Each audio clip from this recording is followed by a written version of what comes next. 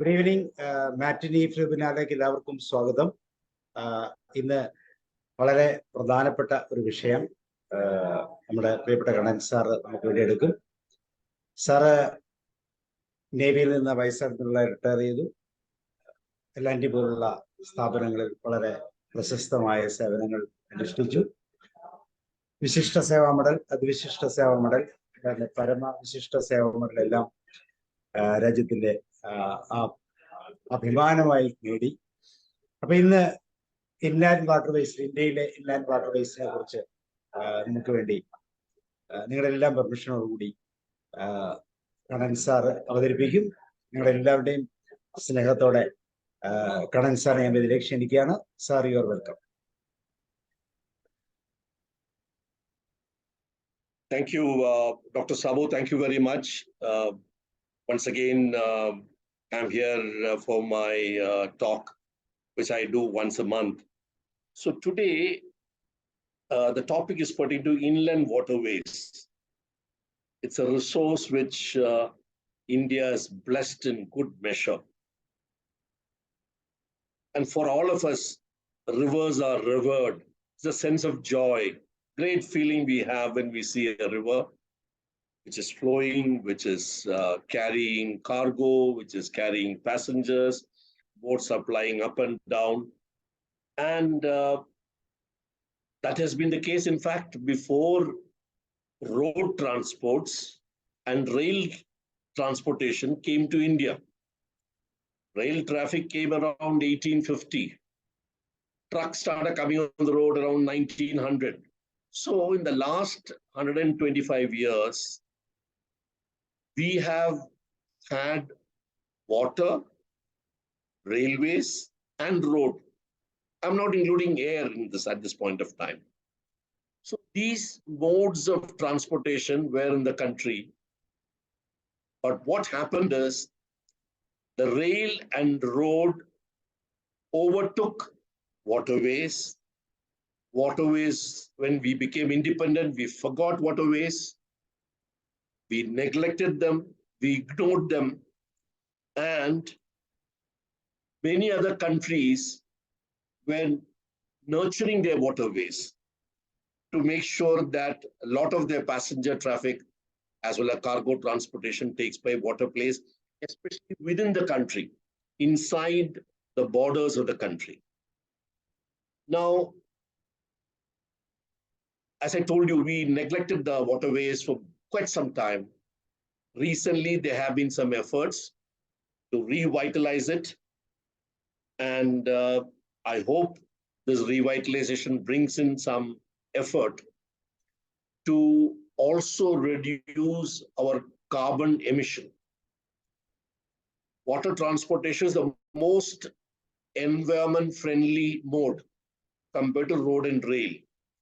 So it has got a lot of advantages, and it is something which we should encourage. And I hope the recent efforts of the government will bring in some improvement of our mode of transportation by water. I've got a short presentation to make. It is in few parts, essentially to enable people view the PPT at a later stage in installments. This is based on the advice given by someone. They're saying too long for us to sit at one go and listen to it. So kindly break it into parts, part 1, 2, 3. So I have done that. And I will upload my presentation now.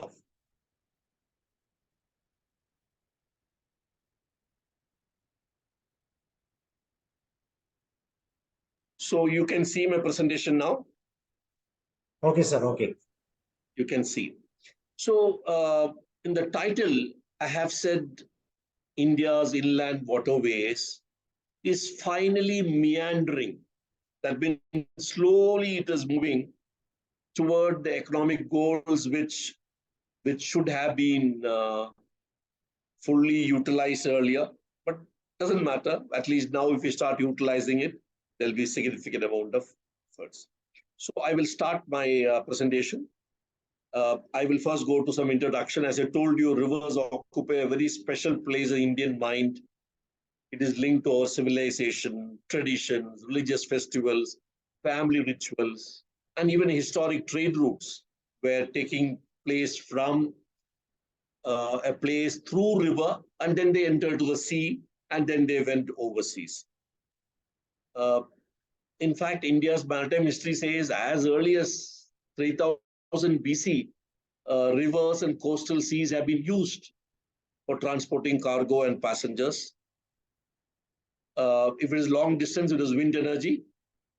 If it is a short distance, it was by rowing, by manual efforts. Steam-powered ships came in India around 1850s. Obviously, they were from the West, they came from abroad. And when they came to India in 1850s, they were used initially as ferry crafts in our big rivers, and also for conveying British authorities. Wherever they wanted to go, they went by their boats, and they preferred to use steam-driven ships, those days steam-driven ships, and in a very limited manner, they were used for trade. So this initial set of ships which came were largely used for passenger traffic. When railways started, almost at the same time, again brought in by the Brits during their rule, it offered a faster mode of transportation. And it gave better connectivity, because rivers don't reach every place, but the railways could be designed to reach every city, every town. So the use of waterways reduced when the railways came.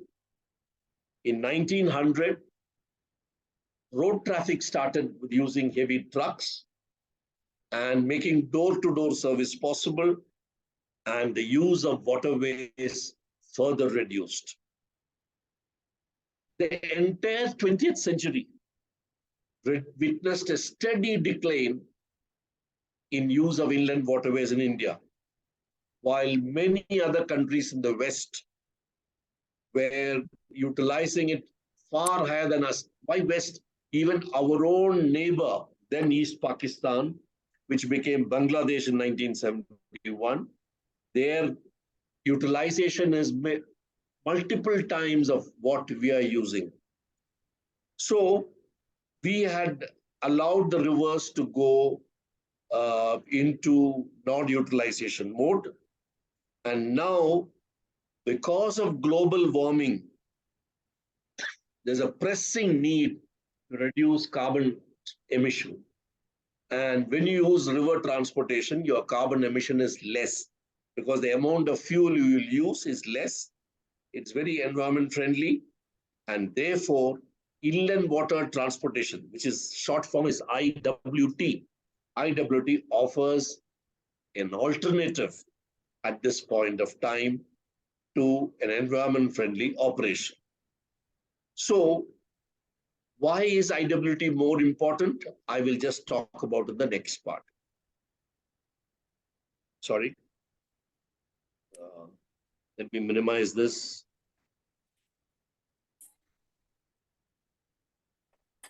Okay, so this is a map of India, and you can see many rivers on the map. I'm just going to talk about the 10 biggest rivers in India.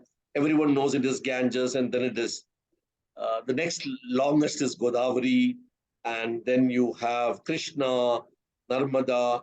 You'll be surprised, Brahmaputra comes only at point number 7. It is less than 1,000 kilometers. The reason is much of Brahmaputra is outside India. It's in China. So Brahmaputra is a very long river, but within India, it's only about 980 kilometers.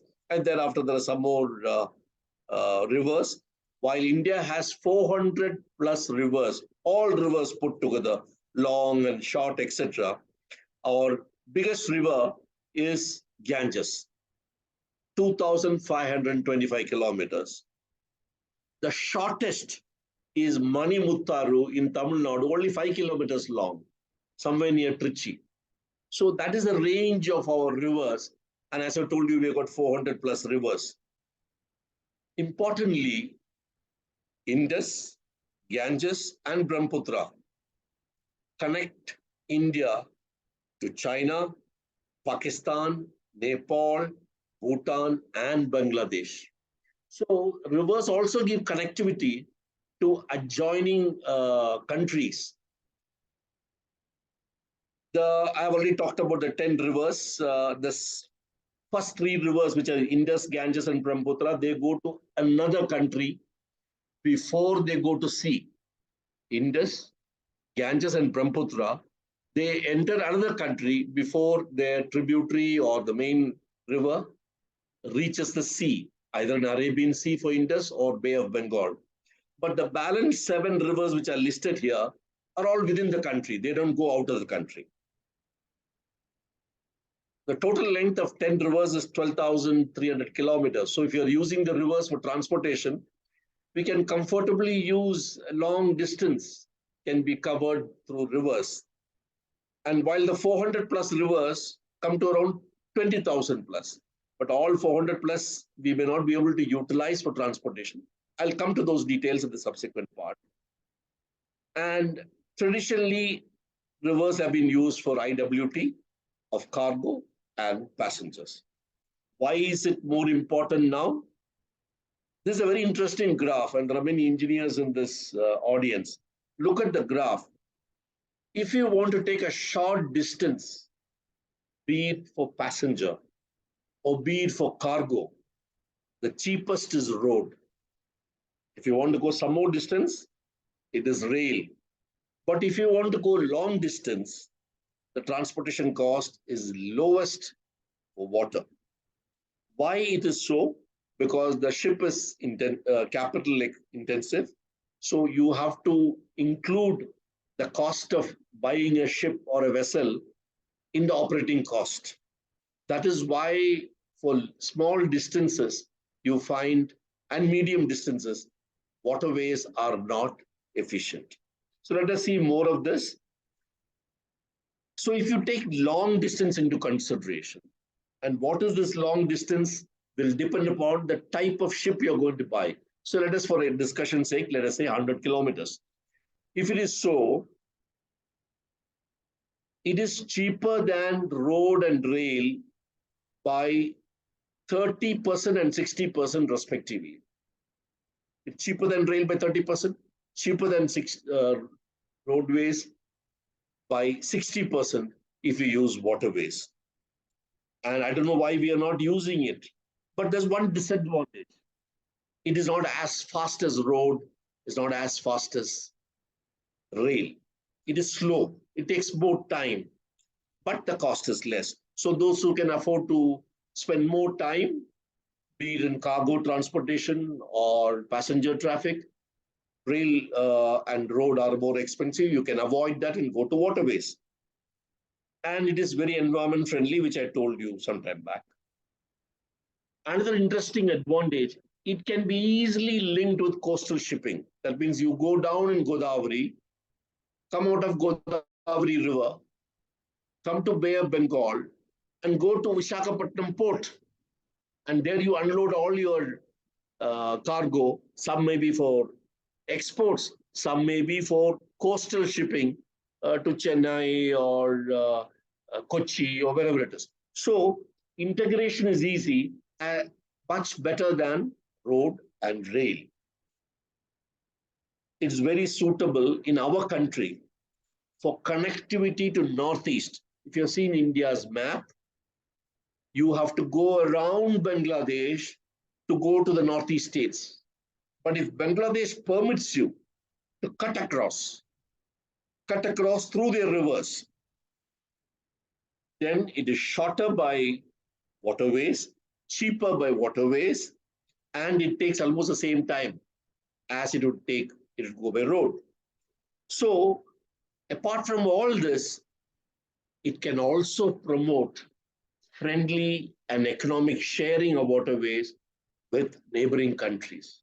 It's a great advantage, and therefore it widens our international relations and also our economic interactions and markets with our products can go across easily to the neighboring countries. through waterways. So let us look at some more details. Here there is a graph.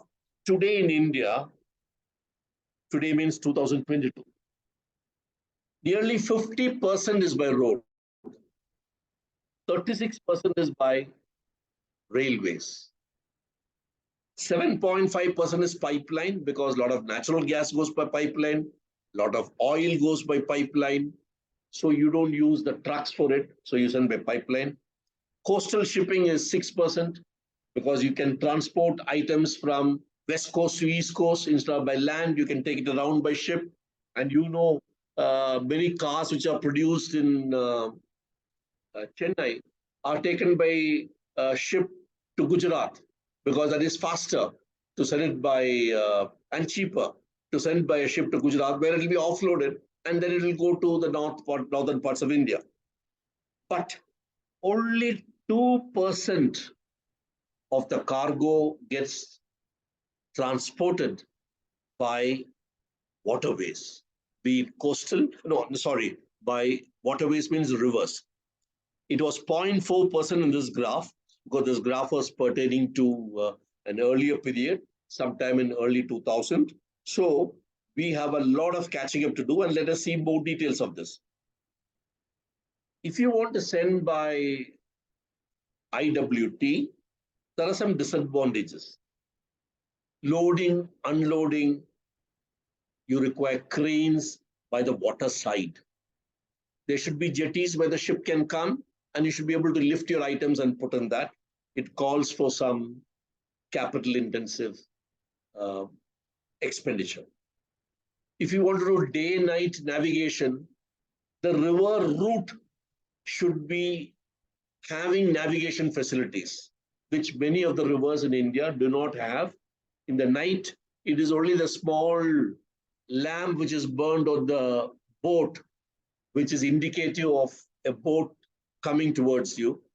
But apart from that, they should also have other features by way of buoys and various indicators by light to show the pathway, or the fairway as they call it, for day-night navigation. Another disadvantage is lack of depth in many rivers in non-monsoon months. When a monsoon is there, there is water. When there is no monsoon, the water level goes down and a boat or a vessel is not able to ply. So this is a huge disadvantage. So therefore, rivers require to be dredged, or they need to be done bandeling. I don't know how many of you are familiar with this word, but it's an interesting aspect. Bandeling means shaping the river. You can shape a river's flow by this technique called bandeling. I'll very briefly tell it. It is used extensively in Brahmaputra. What they do is they put a lot of poles, vertical poles, on the river bed, where the river has strayed away to the bank. So you want the river to come back. So you put a lot of vertical sticks or stakes, as they call, on that line and very close to each other, and mud collects on this series of vertical poles, and slowly rivers change their flow pattern and they get shaped and they recede from the bank and come more towards the center, which increases the water depth. This has been used very much in Brahmaputra. It's a very fascinating technique. It's a very old technique, but it has been done in our country with a lot of success. In waterways, there is no assured door-to-door connectivity unless you're looking at backwaters in Kerala, where people come to sell their merchandise or consumer goods right at your doorstep. They come by the canal or they come by the stream or river, and you're able to buy. So is the place. So is it in many other rivers. So is it in Jammu and Kashmir, where lakes are used for this purpose. While road and railhead connectivity is much better. A last point which I want to tell is, if you want to do all this development in a waterway, you want to have crane, you want to have jetties, you want to have day-night navigation facility, a lot of money has to be spent. And the government, I mean central government, has more money than state governments. So if you want central government to develop a river or a waterway, as per our constitution, it has to be declared as a national waterway.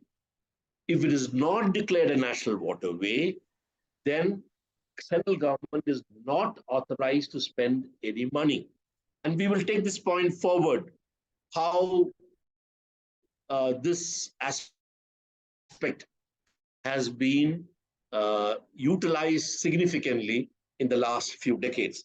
So you need to declare rivers as national waterways if large capital intensive development needs to be done.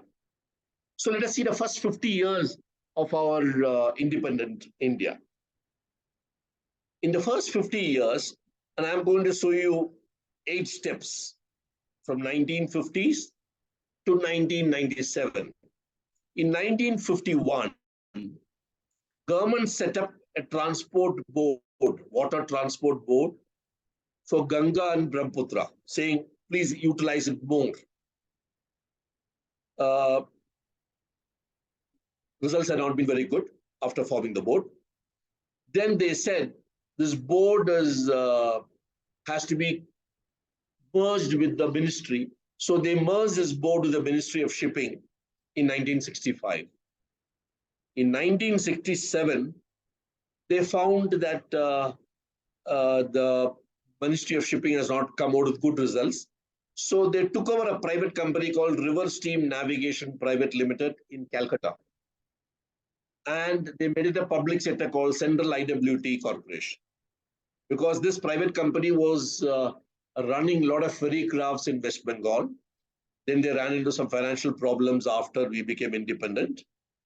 But a lot of funding was stopped by their parent company. So they went bankrupt and government took over and they formed a central PSU. Then in 86, most after 40 years of our independence, we realized that you require a dedicated body to coordinate all this. It cannot be done by the ministry alone. So they formed an organization called IWAI, Inland Water Authorities of India. And law was passed out, and they said this will develop the waterways with states.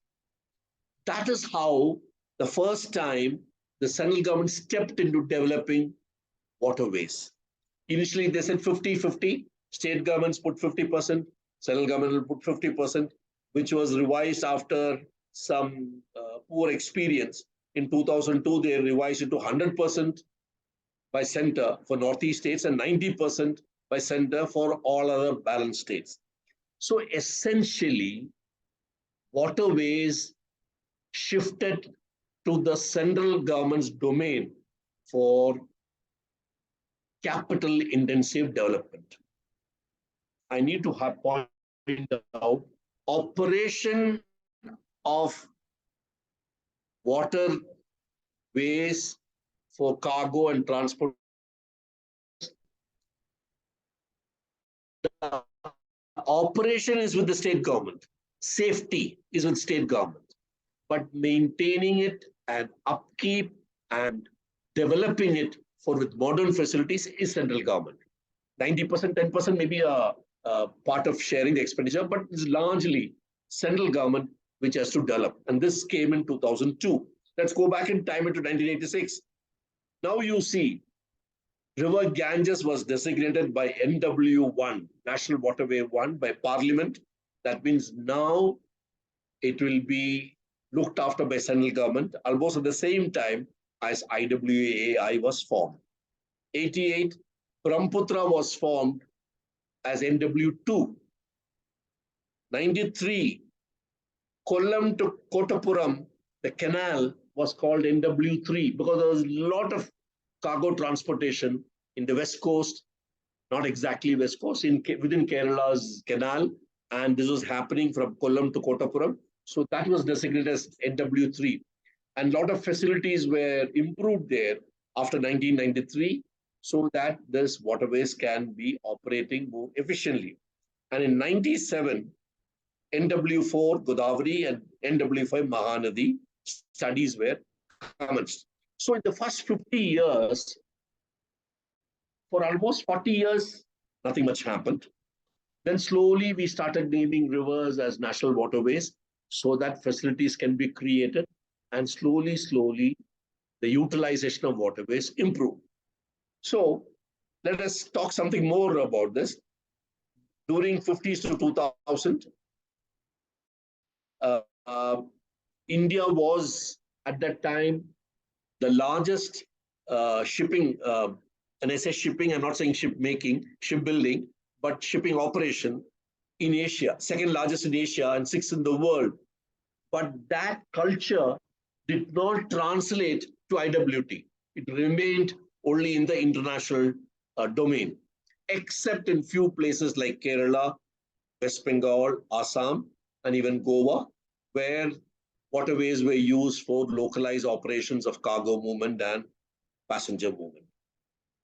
There was no law in 1947 on waterways, but the vessels which were plying in the waterways were governed by a 1917 Act, First World War time. So there was a lot of restriction in that law. You cannot go from one state to another. If you go, you have to pay tax. Who will certify? Who will regulate? So from the regulatory part of it, there was no law for waterways, and there was an outdated law for the vessels plying in the waterways.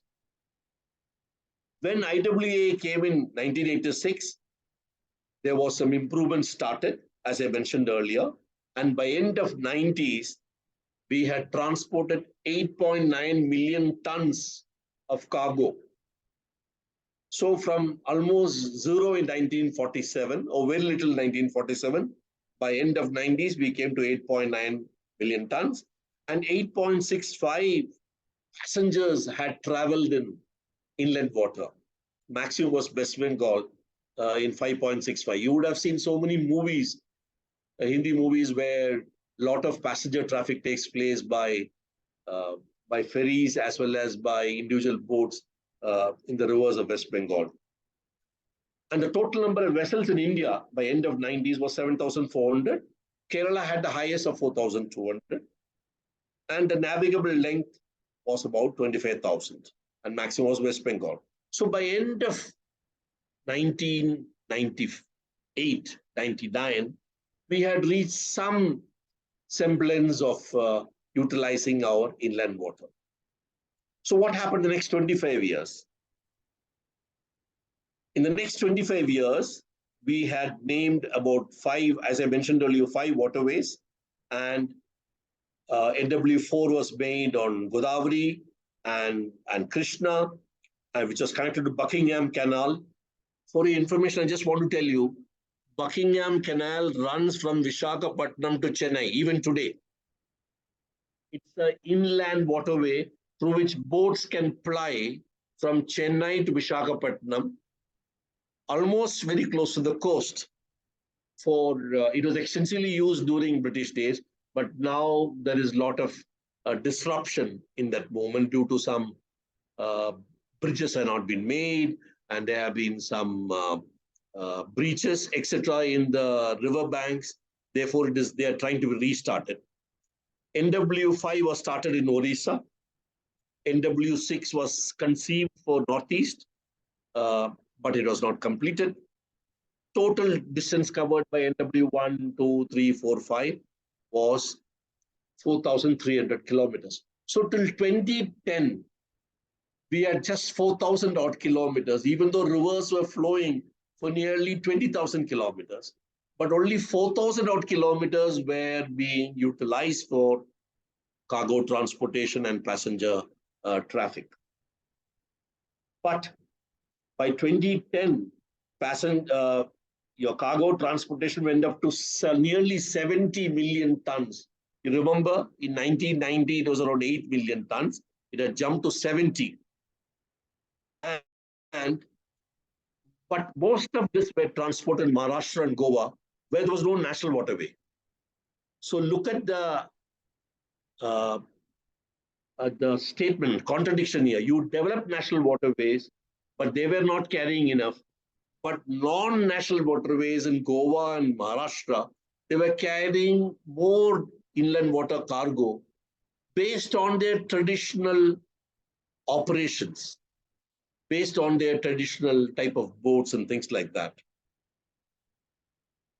India and Bangladesh exchanged cargo movement for nearly 1.4 million tons because after Bangladesh was formed in 1970s, there was an agreement between India and Bangladesh that we could send cargo to Bangladesh and they could send back to us, and that came to about 4 million tons.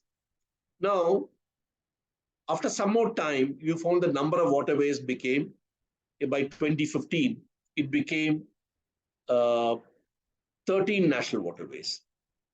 So now the new government, which had, the present government, which had come in 2014, they knew that 5 national waterways there, but they studied 106 rivers. It's a very important aspect. And a lot of changes which are going to happen in my subsequent slides are based on this. They studied 106 rivers, analyzed them, and categorized them as category A, 18 number, it can take cargo. Category B, 25 number, no cargo, only passenger because the depth was not sufficient, or it did not have a hinterland where there is a lot of cargo will come. Cargo like rice, wheat, fertilizer, cement, etc. There should be factories in the hinterland. So based on this, Cat A was formed 18, Cat B was 25, and Cat C, the balance, 60 odd, not good for cargo, not good for passenger. So the government narrowed down to 18 Cat A and 25 Cat B with different programs for development. What needs to develop for cargo needs to have crane and warehouse and needs to have jetty to take a bigger vessel. Day-night traffic should be possible, etc. While passenger traffic will depend upon whether it's a cruise or whether it is just a daytime ferry or it's only for tourism. Depending upon, they made development models. And the balance 60 odd rivers were not taken up for any development. And category A was classified based, they should have a 45-meter wide channel. There should be minimum depth of 1.5 meter. It should run at least for 50 kilometers.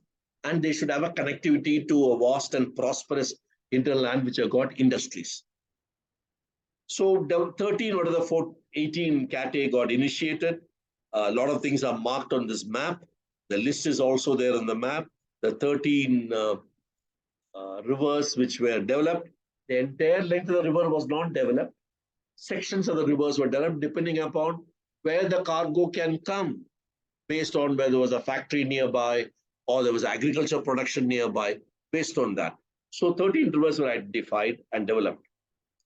And a new Waterways Act 2016 was promulgated. I told you at independence, we didn't have any law pertaining to waterways. Who will look after the maintenance? Who will look after the development? Who will look after the operations? Who will look after the safety? Which all type of vessels will be allowed for day, night? Which will be permitted only for day? So many things were promulgated in the Waterways Act. And a new act for inland vessels were also promulgated. And there's a very interesting concept. I'll touch upon that concept a little later. But the type of vessels and the design part of it, construction. Please remember, if you want to transport cargo in inland water, it has to be a flat bottom vessel. That means it should not go deep into the water. It should be flat bottom. just like you have flat bottom trucks, you have trailers flat bottom. Similar to that, the boat also should be flat bottom so that when it is loaded with cargo, it doesn't sink much because the river can give you only 1.5 meter depth. That is the minimum. During monsoon, it will go to 2, 2.5, etc. And the Assam's state government got a huge World Bank loan of $88 million for developing their inland water target, because that is where a lot of focus has been given, because connectivity to Northeast was considered as a very important aspect. Now, out of the 18 waterways which we talked about, 16 were operationalized. Out of the 23, first was 5, then 18, total became 23. 16 got operationalized by 2020, 7 are still under development. Now started the development, multimodal. That means you build terminals where huge trucks can come, unload, and the items can be loaded onto a riverine vessel, which can take it by the river to another place without having to run the truck by road. This was done for Ganges. And I'm showing here where all the terminals have been built in Haldia and Sahibganj. Similarly, it's going to be built in Assam and West Bengal for Brahmaputra. There was a village, freight village created Varanasi. You may have seen this being inaugurated sometime back by the Prime Minister, where railhead and road converged so they could have multimodal operation of transportation.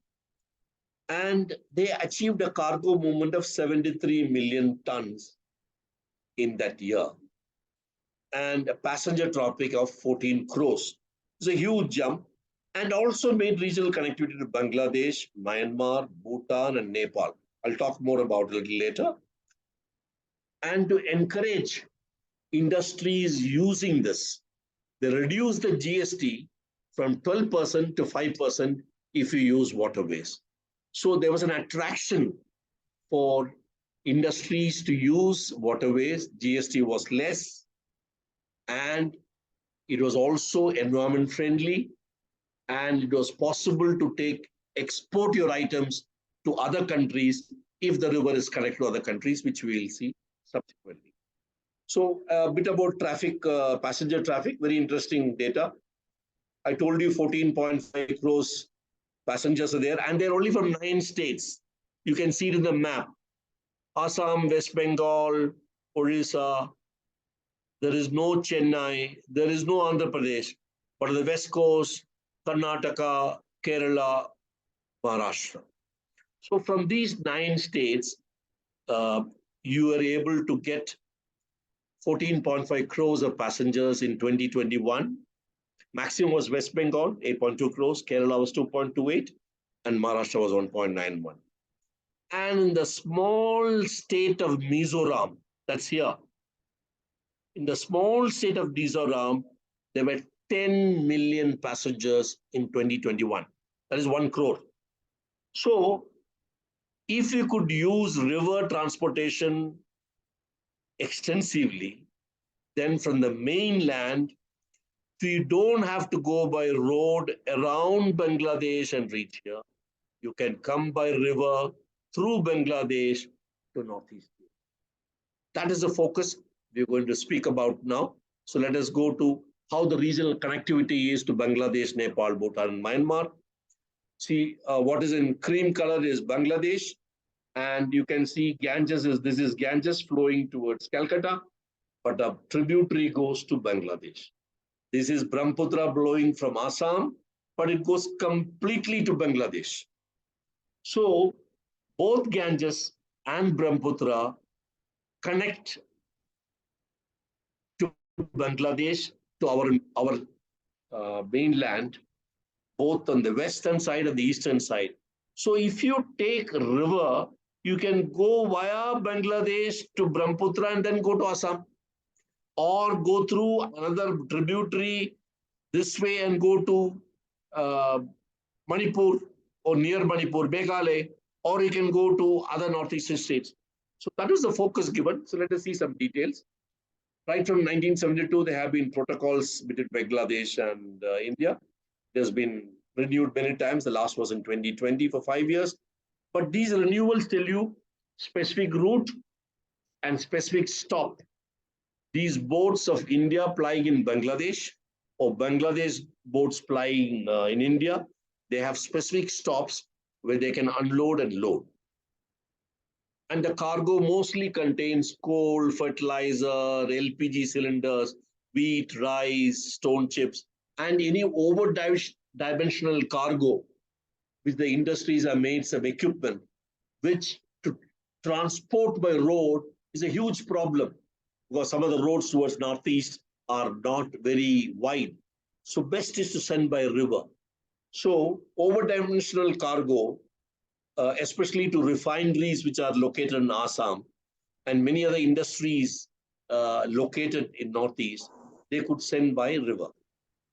So in 21-22, 3.6 billion tons went via Bangladesh and 5.43 was the load sent in 22-23. So it is increasing and there's a lot of benefit to northeastern states because we have started utilizing the waterways with the permission of Bangladesh, sending it through Bangladesh rivers.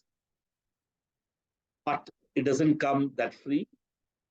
We are given a commitment that we will dredge the river in Bangladesh, keep it deep enough for all our cargo to go, and 80% of the bill we will take. Bangladesh will pay only 20%. So the government has worked out, even if we spend 80% of the money for dredging the rivers in Bangladesh, we will benefit by sending it by river rather than by road, which leads to more time, more congestion on the road, more carbon emission, etc., etc.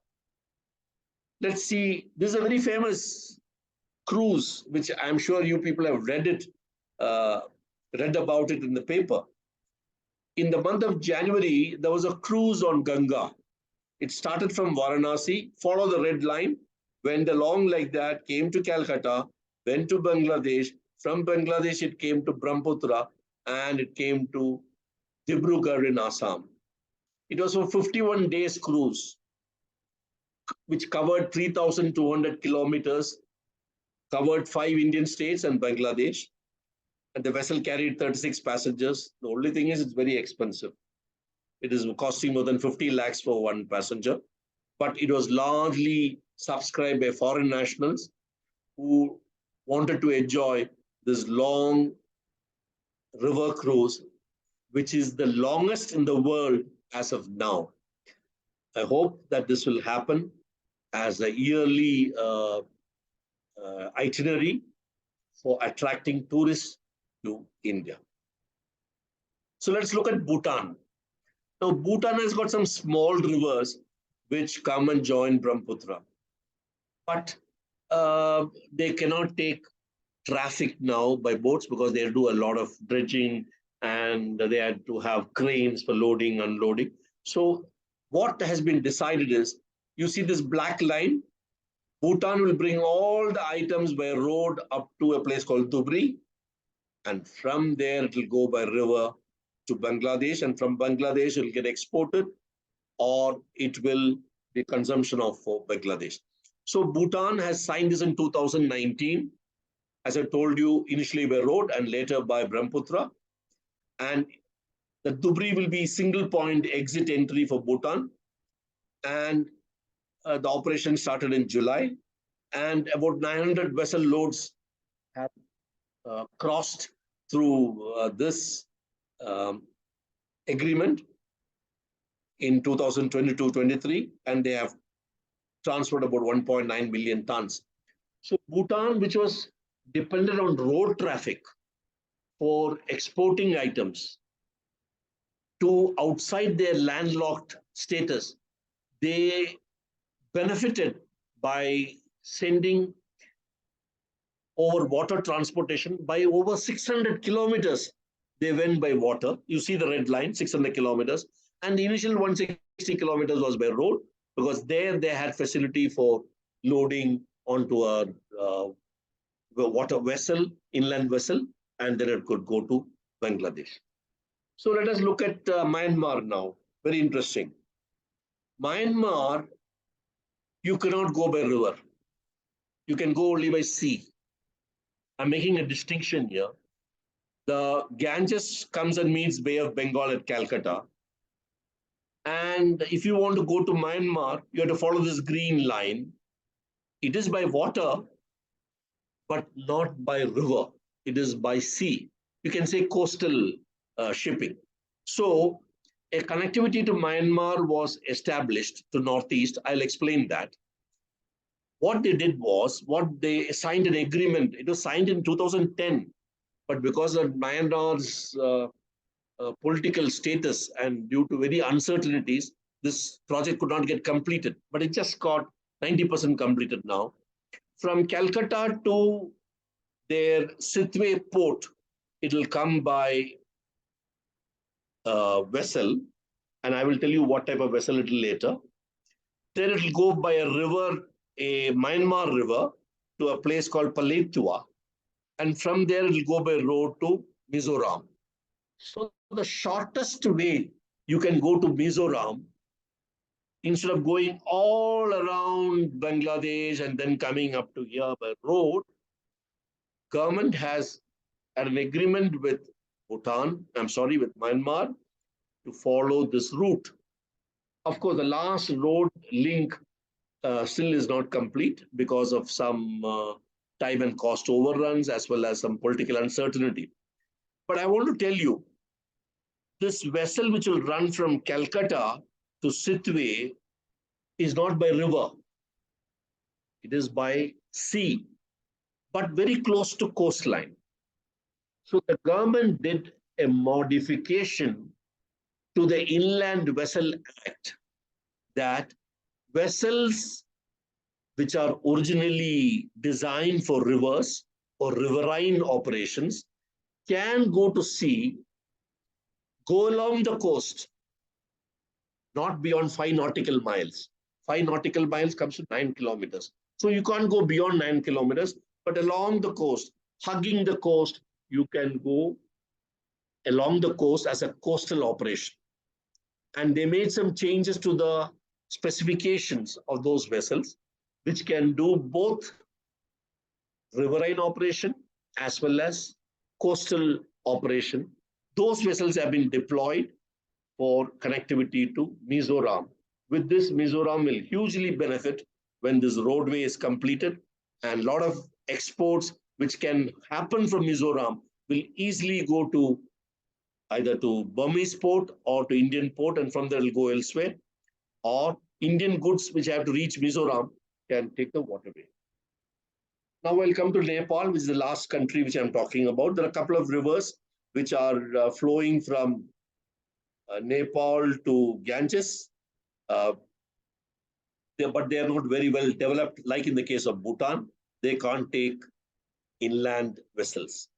So what the government has done, all rivers of Nepal come to India and then go to sea. They drain in Bay of Bengal after merging with Ganges. All the rivers of Nepal, 2-3 rivers, you can see a couple of them in the map. And Nepal and India have had waterways agreement for last 170 years, including during pre-independence days.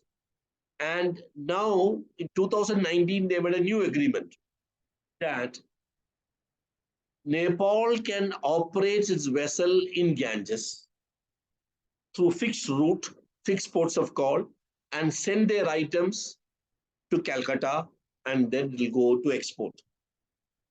Up to the point of loading, they can send by truck. Today, they are sending everything, or they were sending everything by truck from Nepal to Calcutta by road. To cut short that, they could come to few identified points. It is shown here, Sahibganj and to Patna. They can send items, and thereafter they can take the riverine operation. And meanwhile, in the coming few years, they can develop their waterways so that they can start from Nepal by inland vessel, come along the river, go along Ganges up to Calcutta, and from there it can go for export or whatever other destination it has to go. So this is with Nepal. It is not really picked up much. Uh, it is yet to find sort of stability in its operation.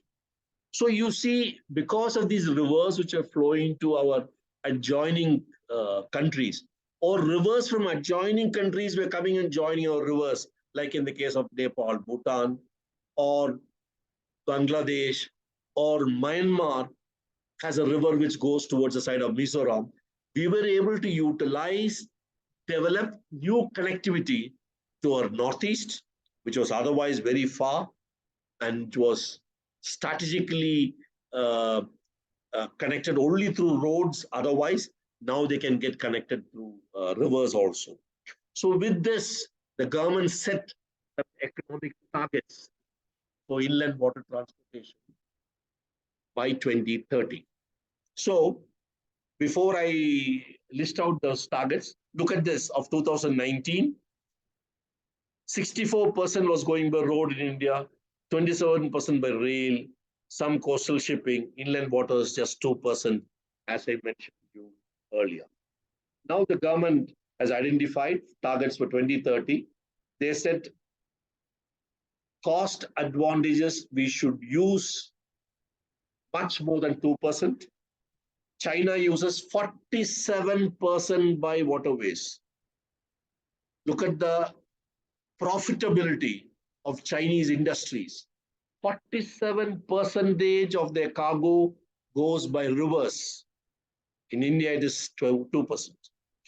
40% in Europe, 30% in USA, and 35% in Bangladesh.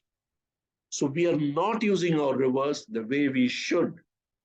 We are neglected, we are ignored, we have to revitalize, and we have to build up to be profitable for our industries to be competitive in the international market. If you're going to send all your goods by truck and rail to Bombay port or Kochi port or Calcutta, Vizag, wherever it is, and then export it, your logistic cost is high. You should use a riverine path to make sure transportation cost is reduced and we become more competitive in international market, and we are able to have more exports. So one of the reasons why our logistic cost has been very high in India is because we have been depending only on road and rail. So the government made a document called Maritime India Vision 2030 document, very nicely written document. And in that, some targets have been specified. I'll just run through them. First is, they said we want to have passenger services and roll on. That means you're able to load by some trucks onto ferries and they can drive away from that, especially from Gujarat. I'll show you the plan. So the government is looking at connecting Gujarat's various towns from Oka, Jamnagar, Veravel, etc. to JNPT in Bombay by this roll-on method, including for passengers, and thereby save a lot of time rather than coming by road all around and reaching here in Bombay. So this is one of the plans which have been made by the government by 2030. And the coastal shipping, in fact, has increased from 75 million tons to 133 million tons in the last 7-8 years. And as I told you, the rules for vessels, riverine vessels, have been modified, that they can operate within 5 nautical miles or 9 kilometers by some extra strength in their hull, extra structural rigidity in their hull. They'll be designed like that, they'll be certified like that, and they'll be free to operate both in the river as well as the coastal route, but within 5 nautical miles. This is much higher efficiency is expected than road. Then the government said, let's do Kochi Metro integrated waterways. Many of you may be interested in seeing this map. So this is the plan of Kochi Metro, which you know is running from Alway towards the city. And they have identified many waterways, many backwaters, which are connected finally to, of course, to the sea, but they are also connected to the near the metro points. So there will be a linking between Kochi Metro with inland water services. I understand it has been recently started in a couple of places, and it is slowly picking up. But the initial response of the public has not been very good. But I'm sure it will pick up after some time. Then the government said we will increase the national waterways from 16 to 23. I mentioned this earlier. Cargo will go from 73 to 200 million tons. That is what the government's plan is by 2030. And modal share, which I told you is 2%, will go to 5% by 2030. And passenger traffic will go from 14.5 to 70. And much of this passenger traffic will be pertaining to tourism. And of course, I talked about the river cruise, but those of you from Kerala know that recently there has been a new service started from Ernakulam to Kottayam or someplace short of Kottayam, where a boat service has been started, which goes all along the waterway. In the morning it goes and comes back late in the evening. And it has been found good response from the public. There are only one boat. Now they have pressed a second boat also into operation. So I presume within domestic tourism or including some foreign tourists will utilize this. So with this, I come to the conclusion of this presentation. As I told you, India is blessed with 400 plus rivers, but we use it only 2% as compared to many other developed countries, China, USA. They're all benefiting by IWT in their logistic cost, while we are suffering in our logistic cost because we are not utilizing waterways. As I told you, it has been ignored for 50 odd years. Now slowly there has been some awakening, some revitalization. 23 rivers as CAT-A, 18 have been developed, 5 more are remaining. I'm sorry, 16 have been developed, 7 more are remaining, and 25 have been identified for CAT-B, which is for tourism and passengers. Infrastructure, capital intensive infrastructure is being created. Regional connectivity with Bangladesh, Nepal, Myanmar, and Bhutan has been created. It started. I hope it will pick up. Government has brought in new laws for waterways and the vessels. And the target set for 2030, I think, seems to be doable.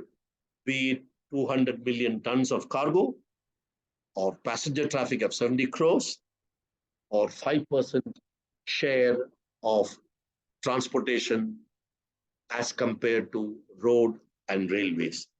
And this is very important because IWT offers the most environment-friendly mode, which is a need now in view of high carbon emission otherwise by transports. And there's a requirement to reduce the carbon emission, which we talked about last time, to control the global warming. So it is India's commitment towards reducing carbon emission. One of the methods is shift transportation from road and rail to rivers so that carbon emission caused by road and rail is reduced significantly, and we have a much more cheaper way of transporting it. So as long as you have time for transportation, use waterways. In waterways, you can't go very fast unless to northeast, where the path is shorter. So you have to cater for longer time for transportation, but it will be cheaper, making it more profitable, making it more competitive in international market. With this, I come to the end of my presentation. I just want to thank you all. Jai Hind. And if there are any questions, I will take those questions. I'm stopping sharing my PPT.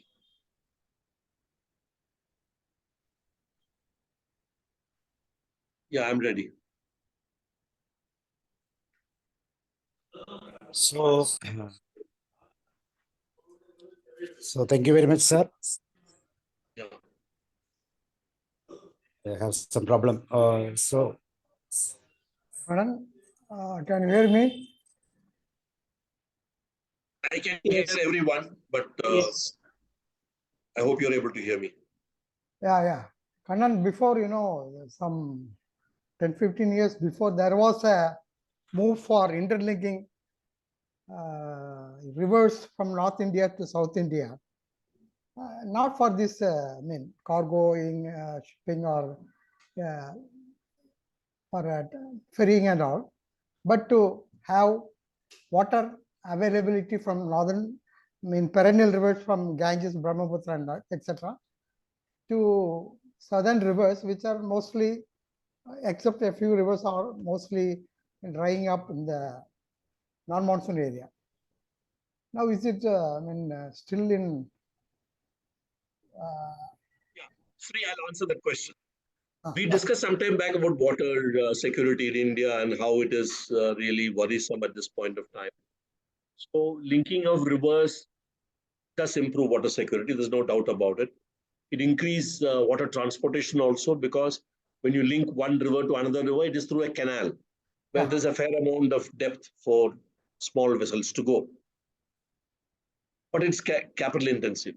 The government has identified, to my knowledge, about 10 interlinking projects. It could be more than 10, I think 10 or 12. And the first one has been started in a river called Betwa in the north. It is getting linked. Thereby, we are able to build a canal, and we are able to connect it for not only for sharing water with other areas where there is water shortage, as well as for transportation. The second project which has been started and is not yet completed is Polavaram. You may have heard of Polavaram project in Godavari side, where a canal is being built, but that's got a very strange configuration. They are lifting water. Yeah. Lifting water, they are pumping up the water Yes. to a higher reservoir, so that by gravity, obviously all rivers flow by gravity only. Yeah. By gravity, it can flow towards Vishakhapatnam. So it will connect parts of Andhra Pradesh to Vishakhapatnam by river. So a lot of industries can send their goods by river towards Vishakhapatnam, and will also improve the water situation in Vishakhapatnam, which at the moment is also water scarce. So these are two projects which have started, and there are many more projects in the offing, but they are all not yet started because of the capital intensity. Yeah. And the government has been giving more importance to two other aspects. One is by roadways. You have seen the amount of freight corridor, be it by rail or the highways being created in the country for transportation by road. Why are they doing it instead of waterways? There's a reason. The damage to environment by roadways and rail is more than waterways. Agreed. But if you can dedicate certain corridors, certain highways, let's say one in the west coast, one in the east coast, which is what they are planning, to run trucks on hydrogen, then there is no carbon emission. Yeah. So the focus seems to be that from Calcutta to Chennai, Delhi to Bombay, the traffic, you have highways which are dedicated for hydrogen run trucks, Yeah. which will obviate your primary concern of carbon emission. So your argument for waterways thereafter is only based on cost. I agree, waterways will be cost effective. It is cheaper, but immediate requirement is on carbon emission. So you go for hydrogen, run these trucks and build a road, which you already done. Most of it is already completed. And thereafter go for developing waterways, which can bring in cost savings because of their saving on per ton per kilometer cost is much lower. Number one. Number two, government has identified freight corridors in rail from Delhi to Bombay. And I think it is there in the East Coast also, whereby you will find that in that particular railway line, only goods traffic will go. High speed good traffic only will go, no passenger traffic. Thereby the movement of traffic is faster, time lost is less. Of course, carbon emission will continue to be there for railways because the first hydrogen run train is expected only in India by December 23. But that also will be for a small train.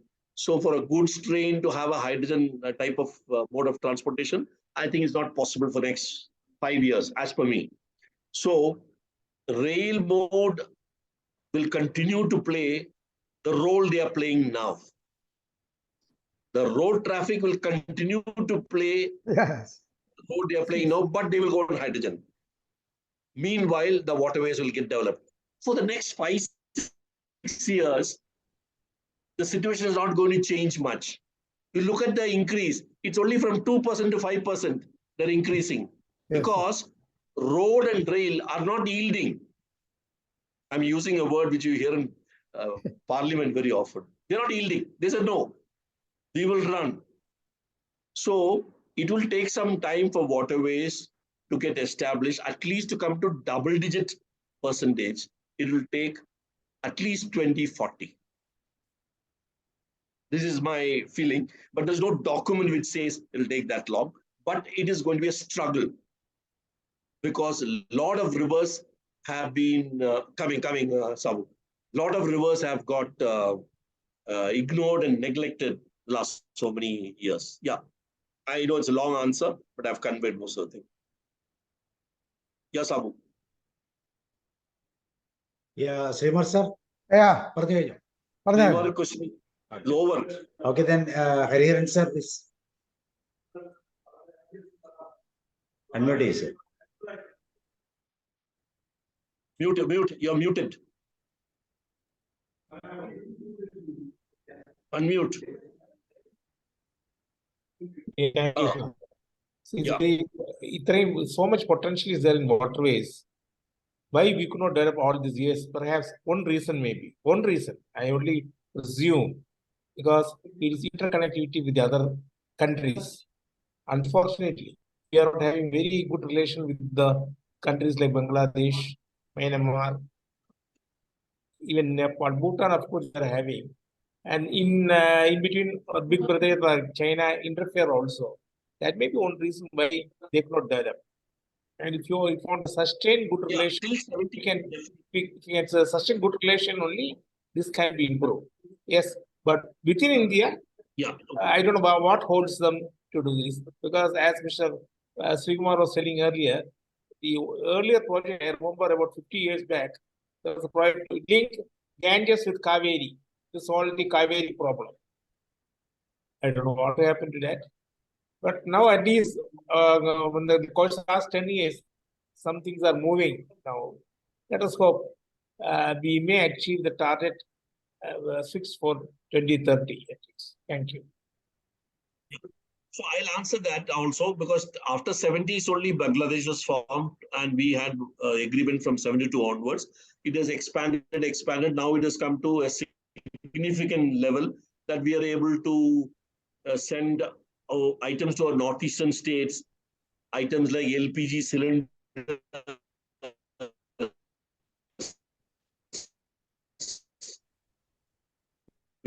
you're going all the way by road. Of course, come to a good level of cooperation with Bangladesh. Nepal and Bhutan, we didn't want to send anything by river to them because their rivers were not navigable by inland water transport mode. But they have realized now that they have to, it is cheaper for them and more competitive for them if they for their exports, if they can send by river. So Nepal and Bhutan have taken some steps. I told you about that. Myanmar always been a problem. There has been the political climate in Myanmar has always been a little worrisome. So our connectivity to Northeast, especially to Mizoram, has got affected. But I presume the last road of which is about 30-40 kilometers will get formed very soon, and there'll be safe operations possible from their port or from their town, which is on the banks of the river. Indus, we don't talk much. Indus water treaty between India and Pakistan, it is an issue, and we don't utilize, we don't have any agreement to utilize it for IWT. But Indus water treaty it's one of the major agreements which are still being upheld by the two countries despite very poor, because a large percentage of Pakistan's agriculture depends on Indus water. So they do need it. Like Brahmaputra, which is flowing from China, Assam and Northeast depends on a lot of water which comes on Brahmaputra from China's side. So waterways actually can bring in more cooperation amongst countries if they are able to give and take on this front. Sabu. Okay, thank you, sir. Yes, Shaji Matthew. Shaji Matthew. In a way, Vice Admiral P. Kannan sir's presentation has been so comprehensive and meaningful. We got a lot of information about national waterways, connected all numbers. Layman could get a lot of information, even though it is specified maybe to those who are very much interested in the statistical details. Such presentation has been graphical, picturesque, filled with the statistical details and latest information. Layman could take study new words, like bundling, shaping the river, more details about dredging. Also, sir shared details of cargo transportation, water agreements, division in terms of road, railway, pipeline, coastal. So difficulties connected with it, depletion of depth at the centers may cause difficulty in transportation to certain areas. Sir described in detail the links and lengths the government acts connected with it, waterways in operation, details of prioritized national waterways, multimodal levels. All this has been so comprehensive, even though we have 400 plus rivers covering 25,000 kilometers. Governments, both central and state, ignored this all the while. So the connectivity or the division in terms of connection with China utilizes 47%, Bangladesh 35%, like that, whereas at the same time India was able to utilize only 2%. So in future, governments and concerned persons may understand the reality and realize the benefits of resorting to traffic through national waterways. Anyway, thank you, sir, for your wonderful presentation. Thank you, Sabu, sir. Thank you. Thank you, Shaji. Shaji, thank you very much. But I want to admit, I never knew the word bandling before. It was only during my research I came across this word called bandling, which means shaping the river. How in Assam, it actually started in Northeast, and how they shape the river when they want to change the path a little bit, they use this technique. Okay, sir. Thank you. Thank you. Sabu? There one more traffic from Trivandrum to Kasaragod, I think. Through shore in Kerala, they are proposing. Can you say anything about that? Through sea only. No, I have no information on of any inland waterway, any national waterway, either category A or category B within Kerala. The Kerala, to my knowledge, has only Alappuzha, Athirampuzha. I'm not very familiar with this place. And then they have Alappuzha and one more, and the waterway number 4, which is from Kollam to Kottuppuram. Only these 3 waterways, national waterways, I'm saying. It's very important to understand the term national waterways. National waterways means thereafter, the money will be spent by central government once it is declared. So only these 3 sections have been identified for inland. See, let's look at it. When you want to declare a waterway as a national waterway, or the state government wants to develop it, there should be adequate scope for cargo to reach there. If there's no industry in near the banks of the river, or 1 or 2 kilometers from the river, then no cargo can move.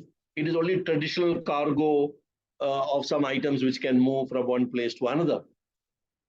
Or it should be passenger traffic, which people don't want to take a bus, they want to go by river, which is happening in a great measure in Cochin, because that much of movement of people are there. They're going from one place to another for work or for school, colleges. But I don't know about Trivandrum side. I'm not familiar with any river, unless it is something which is started for tourism, and it has been done at the Kerala government level and not at national government level. But anyway, I'll check this point. I'll come back to you, Sam. So thank you very much, sir. Really a wonderful talk. That by 2030, we are expecting more informations or more in-way travel through, even for cargo as well as for tourism. Now you understand. In the topic, in the title, I have said, finally meandering to its economic goal, the waterways. Till now, they were not being used, they were neglected, they have been abused rather in many places by pollution from industries and otherwise from civic authorities. But now things are changing slowly. But let me tell you, to see a river flowing brings you a lot of happiness, a lot of joy when you see it. When we go to abroad, we go and take a river cruise in another country and feel very happy about it. And unfortunately, such things don't happen in good measure in our country. So Sabu, I want to thank you once again for this opportunity. Thank you very much. God bless. Thank you. Hari, bye. Thank you, sir. Thank you. Thank you very much. Can I leave? Thank Can you. I Bye. leave? See you. Sri, And thank have a you. nice day. Bye. Thank you. Thank you. Thank you. Kannan, Bye. Sabu, everybody. Bye. Bye. Bye to others who are on the line. Thank Thank you. you. Bye. Okay. Thank you, sir. Thank you very much. And see you. Bye. Thank you, sir. Bye. Bye.